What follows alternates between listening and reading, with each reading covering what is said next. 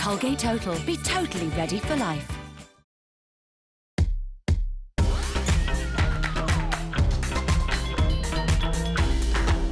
IrresistiblyMade.com, now up to 40% off. Ain't nobody loves me better, makes me happy. Marella Cruises. Sail with a smile. Atoll protected. Hand over the droid, Sergei. Never! Get your limited editions Oleg BB-8 toy plus 2-for-1 cinema tickets only when you buy through CompareTheMarket.com. Star Wars The Last Jedi in cinemas now. G'day viewers, my name's Graham Stevenson and I'd like to invite you to come on a journey of creativity and learning and adventure through the series Colour in Your Life. So grab your kids, your brothers, your sisters, your aunties, uncles and mums and dads and come and see how some of the best artists do what they do. Remember, make sure you put some colour in your life.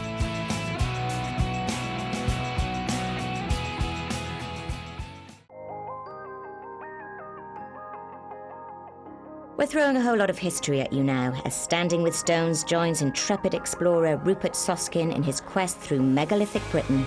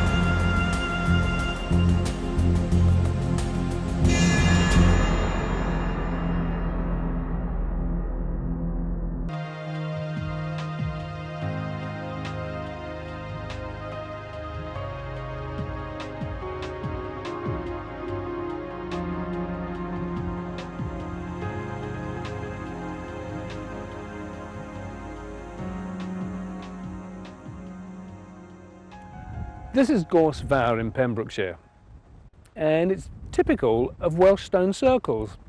You know, they're all made of small stones, which is really strange because you see that ridge up there behind me? Well, that's the Preseli's, right? Now I can tell you from the wonders of GPS technology that Stonehenge is 135 miles from here. You know the blue stones at Stonehenge? They came from up there. What were they thinking? It may be another good example of the possible remnants of old oral traditions that Merlin appears in Welsh folklore and is the reputed builder of Stonehenge long before his emergence as a wizard in romantic Arthurian legend. These faint strands could connect to an age far older than we imagine. Dolmens punctuate the landscape in this part of Wales, although here they're usually called cromlechs, and are all that remain of much bigger structures. Not far from the Preseli's, the tiny Llechyd Tripeth stands lonely on a hilltop, and its small size makes it difficult to imagine what it may have looked like. But a few miles to the south, Pentre Ifan is so huge that it takes a tall man to reach its enormous capstone. And these stones were covered by a long mound of earth and stones which stretched about 100 feet down the hill behind it.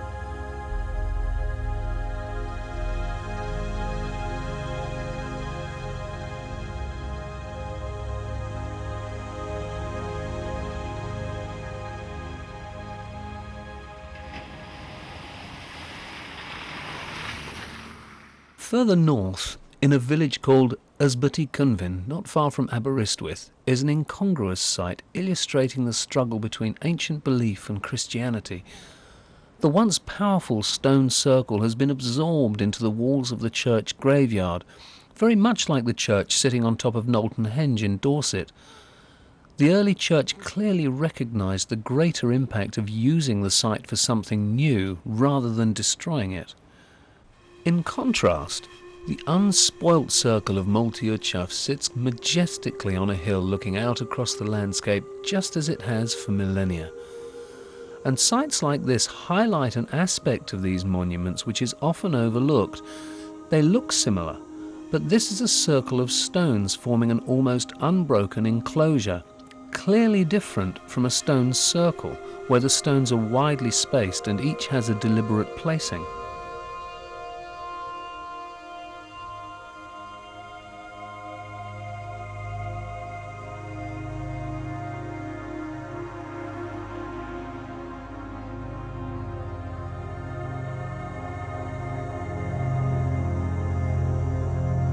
High in the hills overlooking Conway Bay sits a site called the Druids' Circle.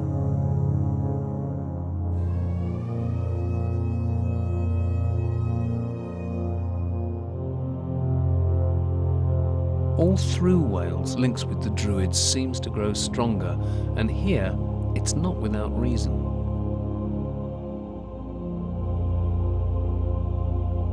Although little is known about them, we do know that in Celtic tradition, the Druids were already long established by 200 BC. To the rest of society, these revered teachers clearly held a special status, and from the later accounts of Julius Caesar, referring to the Druids in Gaul, we find that they were exempt from all normal taxes and obligations.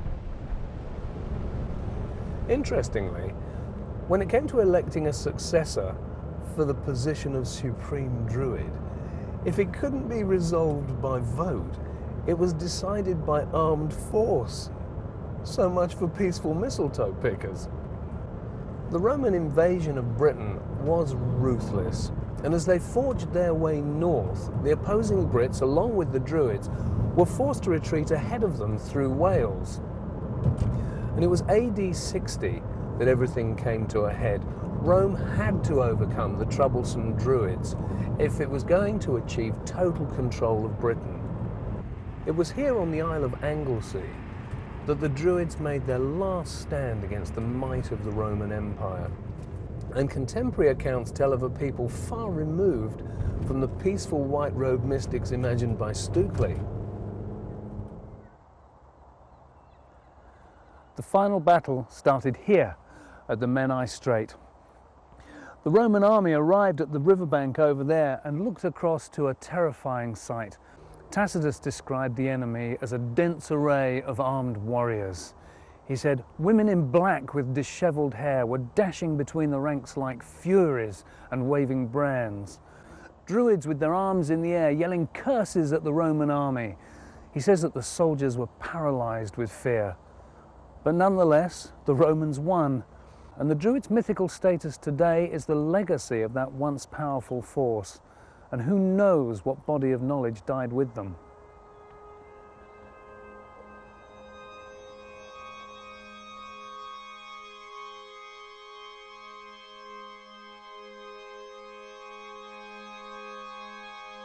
One needs to remember that despite our perception of the Druidic links with stone circles and ancient monuments, these sites were built long, long before we hear anything about the existence of Druids.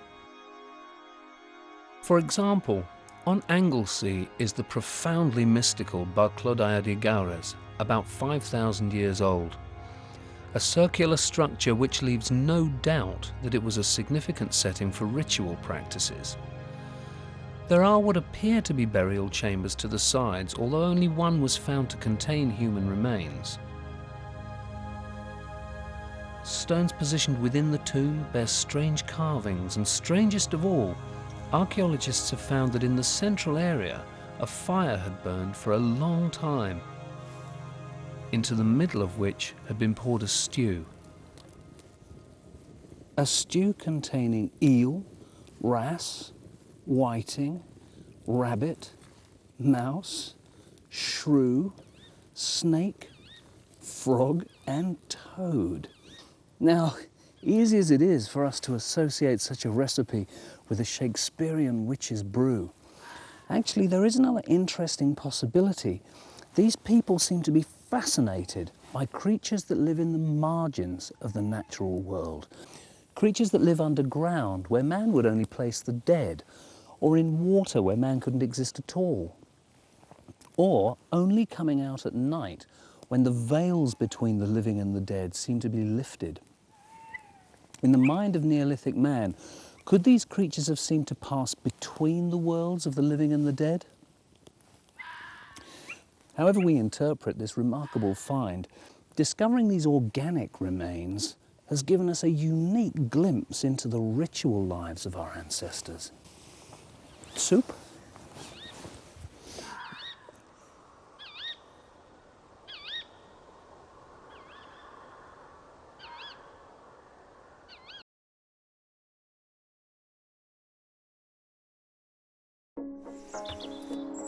If you're looking for beautiful bespoke fitted wardrobes, designed to not only fit your room perfectly, but maximize space too, with tailored storage solutions created just for you, then trust Sharps. Our half-price sale is now on. Call or click for your nearest showroom or to arrange your free home design visit. Sharps, created with you. Previously at a match event. I sat next to him at a match event and we discovered a small detail. We're both Asian food addicts, so after a few dates, it was the perfect excuse to cook together and to get rid of my old carpet. Great stories often start with little details. At Match Events, do something you enjoy and find your next date. I'm Katie from Boots Opticians. Hi Katie, nice to meet you. I'm Victoria. Nice to meet you. Have you ever worn glasses before at all? I'm supposed to, but I'm not sure they suit me. We'll be able to help you here at Boots. I feel like, you know, hello. I think these are the ones. Buy any pair of glasses and get all additional pairs half price. Boots Opticians. Let's feel good. There is a way you can see the world, but stop to explore. Where you can lose yourself, then find yourself. Journey to the middle of nowhere from your hotel in the middle of somewhere. Drink in the sights and dine with new friends. Where you're guided with knowledge, but free to explore. With hundreds of escorted holidays by rail, discover the world, the Great Railway. Call for a brochure or go online. Price guarantee at all protected. /fail? No more fail. New X-Fiber Extreme Resist Mascara by L'Oreal. Extreme /look lasts extreme situations. 1. Black primer. Volume is fierce. 2. 20 times more fibers. Length is extreme. /look goes waterproof, sweat-proof, life-proof. New X-Fiber Extreme Resist by L'Oreal Paris. Save on a huge range of beds in the Furniture Village sale. From luxury pocket-sprung mattresses to roll-out mattresses delivered straight to your door. A lovely day starts with a great night's sleep. Furniture Village sale. In-store and online now. Early bird offers end Sunday. We're stuck! Hello? Nice shoes. Try them on if you like. Thanks. Oh, it feels lovely. Hello, who's this? Won't be long now, girl. Chicken Selects. Tender chicken breast strips in a seasoned crispy coating. Ooh. Can I? Get your own.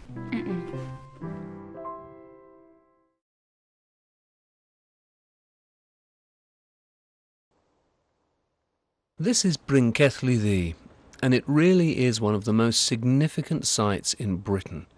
Its history is long and very complex, and there's been a lot of debate over its construction. About 5,000 years ago, it was a henge, complete with ditch and bank, and to emphasize its importance, the central area was crowned by a circle of big stones. Then about 1,000 years later, it was turned into a huge chambered cairn, far bigger than is visible today.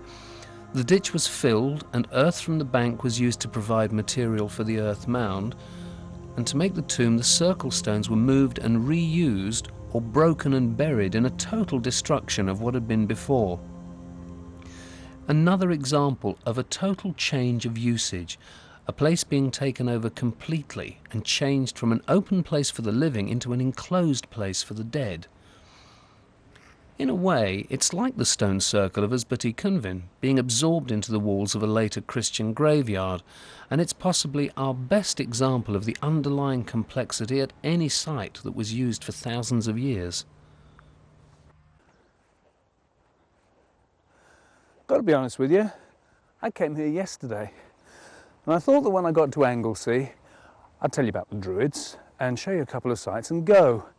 But I found something here that I really can't understand how it's been missed before, and it's genuinely the most exciting thing I've ever discovered, and yesterday it left me stunned for hours. Come and have a look at this.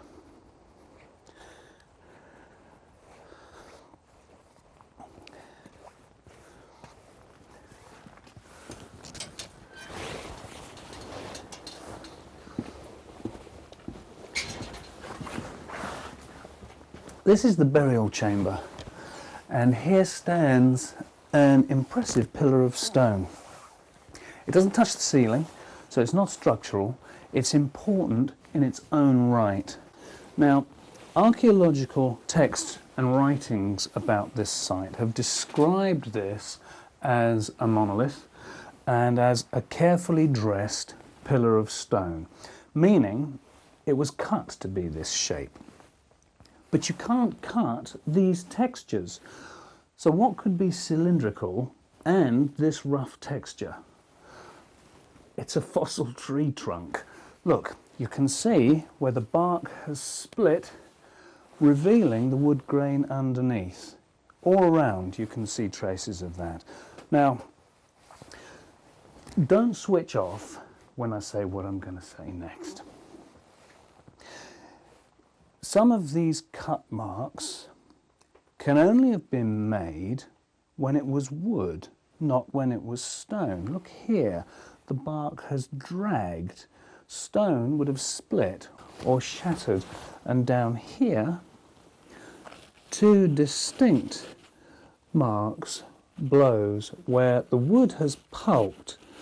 And you can't make these marks in stone unless it's something like a mudstone, but in that case you won't get these textures. Now you'll either think I'm crazy or you'll be as stunned as I was yesterday, because as far as I was concerned, the latest fossil wood comes from the Miocene period, which is about 20 million years ago.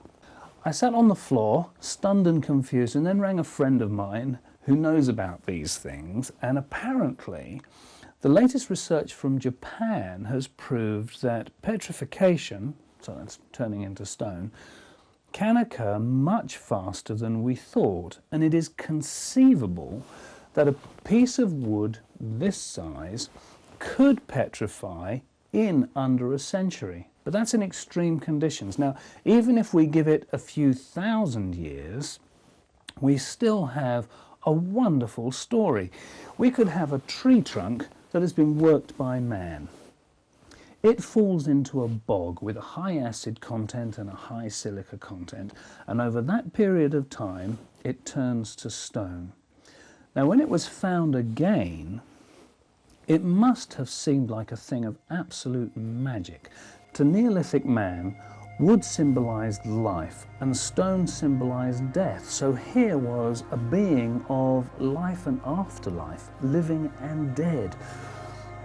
Whether it was found by the builders of Bryn Celli Ddu or whether it was brought here from elsewhere, already a highly prized item, we may never know. I'm just amazed that nobody has written about this before, and I hope that specialists get here to date it, and soon, because if it is 20 million years old, I don't know what I'll do.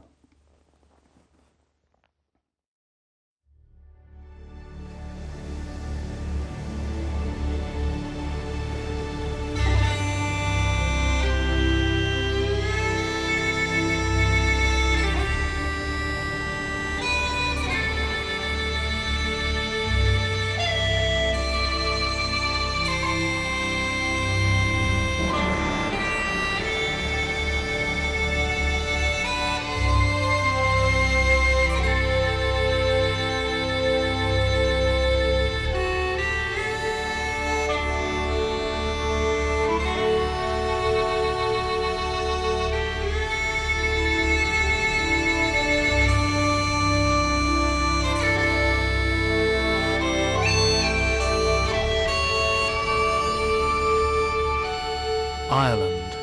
This really is the land of fairy tales. Any turn in the road might reveal a sight so beautiful that your heart skips a beat. It's hard to know where to start.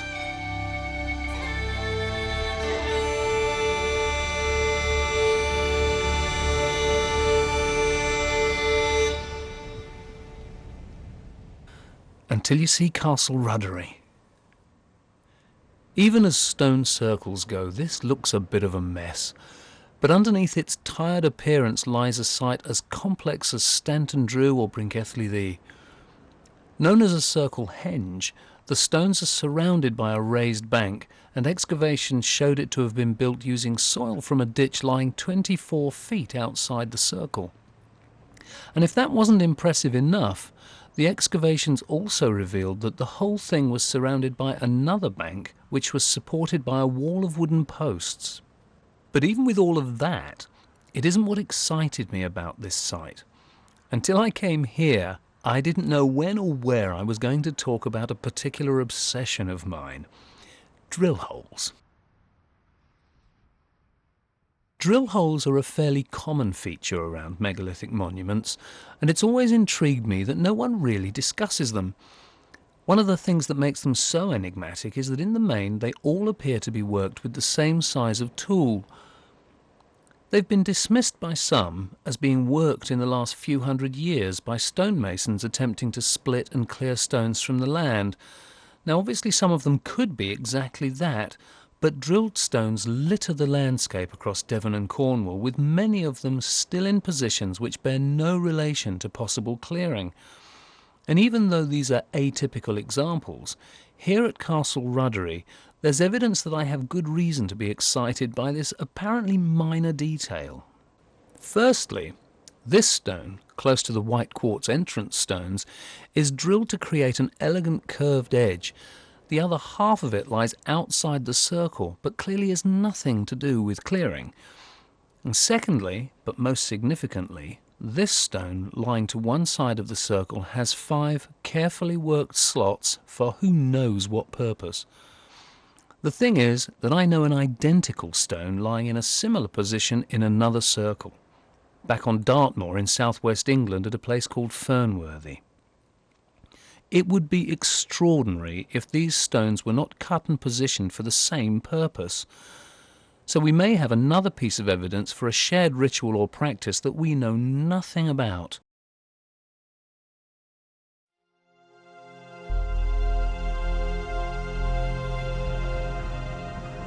Ireland has such a variety of megalithic monuments, some of them extraordinary for their audacity. Like Brownshill Dolmen near Carlow in the southeast, its immense capstone is the biggest in Europe and is estimated to weigh between 100 and 150 tons.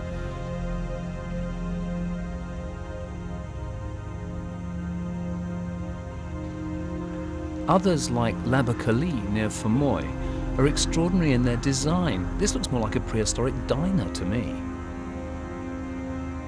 It's not surprising that Ireland is so steeped in fairy lore. When you see sites like the beautifully elegant Circle of Ardgroom with its tall, slender stones, it's really hard not to imagine it filled with equally tall and slender robed figures.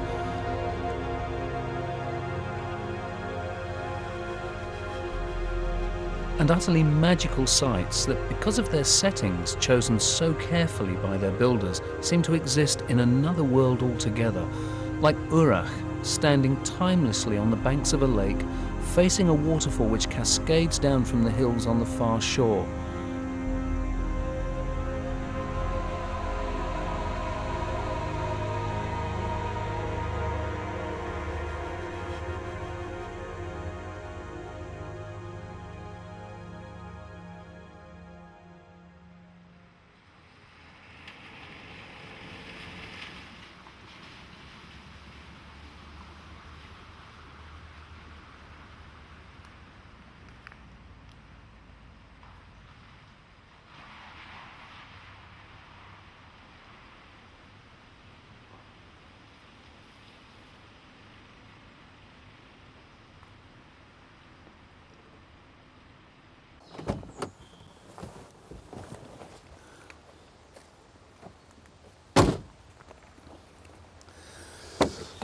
have a look at this. Here's a map of a tiny area in the south. And I'm not even going to bother to open it all out. Okay, standing stone, boulder burial, stone circle, megalithic tomb, boulder burial, cross inscribed stone, boulder burial, standing stone, stone circle, boulder burial, megalithic tomb, standing stone. A map of a tiny area in the north.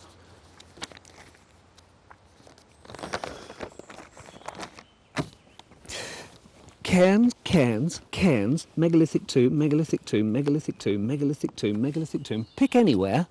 Megalithic tomb, standing stone, megalithic tomb, standing stone, stone circle, stone row, megalithic tomb. They are everywhere. Over the whole of Ireland, there are 1,500 megalithic sites. That's the big stone stuff. I don't want to keep tossing the list at you, but if we do count the cairns and the barrows and all that stuff as well, there are an incredible 5,000 recorded archaeological sites in County Sligo alone. Now the point is that here, as we saw on Dartmoor for example, there's been comparatively little building, so the traces of our ancestors are still clear to see. Now, even allowing for the variations in population density, if there are 5,000 sites in County Sligo alone, how many thousand must there have been across the whole of Britain and Ireland? Having seen from the maps just how many sites cover the Irish landscape, picking any road in the southwest seems to lead to something worth visiting. Here the circle of Shroan-Birain with its tall portal stones sits isolated off the road, almost oppressed by the ominous rock face behind it. It's amazing how the atmosphere of a place is so influenced by its position. In total contrast to Shroan-Birain, the portal dolmen of Poulnabrone in County Galway stands proudly under open skies which seem to link it far more to the heavens than the earth.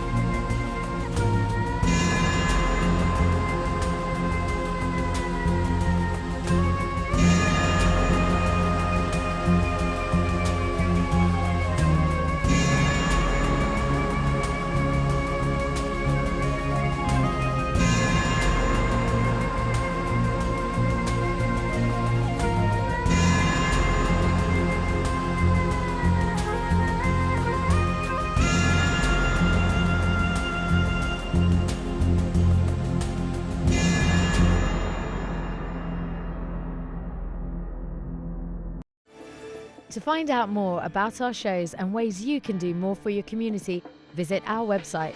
Here you'll find our TV guide, shows and catch-up videos, Welcome to Crafty Beggars in the House. latest news and interviews, competitions, our filmmaker and member pages and ways you can get involved. Don't forget to sign up for our newsletter for monthly updates and exclusive content. And join the conversation on our Facebook, Instagram and Twitter.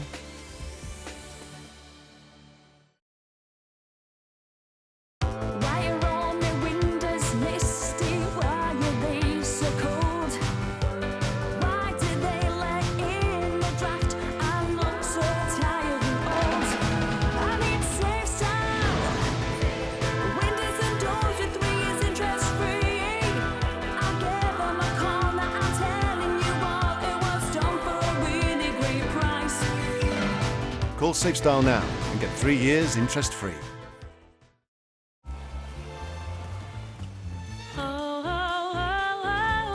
Ain't nobody loves me better, makes me happy, makes me feel this way. Ain't nobody loves me better than you. Ain't nobody. At TUI, we cross the T's, dot the I's and put you in the middle. Sail now on. At All Protected. Likely Loans tell you if you'll get a loan before you apply, and it won't affect your credit score. Borrow up to £5,000 at 59.9% APR representative. It's quick and you'll get an instant response. We've more parsnips than we know what to do with.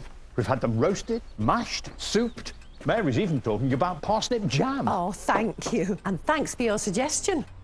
I got a Sun Life guaranteed over 50 plan. Oh, congratulations. It's given me real peace of mind. Knowing I'm guaranteed a cash sum worth thousands should really help cover the costs of my funeral. Choose the UK's favourite and be in with a chance to win £10,000 in our big cash draw.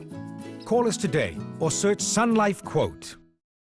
The Winter Survival Deal. Large pizza, garlic pizza bread, wedges and cookies for just $15.99. Domino's, the official food of everything. You haven't seen the sun in like forever, so you search for a beach holiday. Sunny beaches, sandy beaches, big beaches, small beaches, until you're lost, searching for surfing dogs. But then you find Home Away, and they search millions of homes to find you the perfect beach villa, where you all find your own rooms and a barbecue bigger than your kitchen at home. And you find that watching the love of your life teach the kids how to dive warms your heart even more than the sun. From villas to cottages to apartments, find homes that match you at Home Away.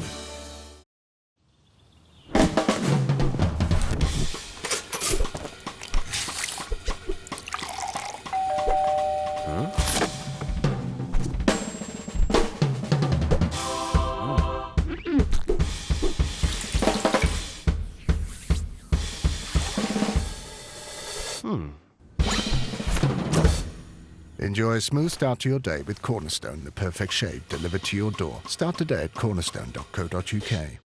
Ain't nobody loves me better, makes me happy. Marella Cruises. Sail with a smile. Atoll protected.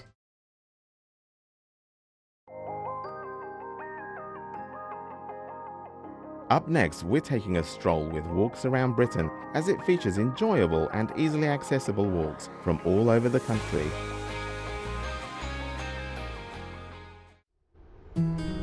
Great Britain has a collection of varied landscapes and countryside to rival anywhere else in the world. And the best way to see it is to walk. And we are here to provide some ideas and inspiration. We are the team at Walks Around Britain, and over the past 5 years, we've been researching and filming some of the most interesting and varied walks from across the country. From the Highlands of Scotland to the Channel Islands, we've been there discovering the best walking Britain has to offer. And now we're sharing some of our favourite walks with you. If you thought walking was just about the tallest, the longest and the highest treks, then think again. We've got a range of walks, from easy to fairly challenging. Walks to do by yourself, in a group or with your family, be they the human or canine kind.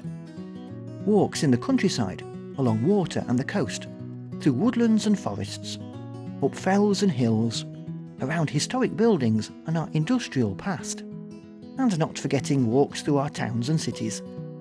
Along the way we'll be telling fascinating stories about the landscape, its people and its history. It's all designed to get you out and inspired to experience it for yourselves. Welcome to Walks Around Britain.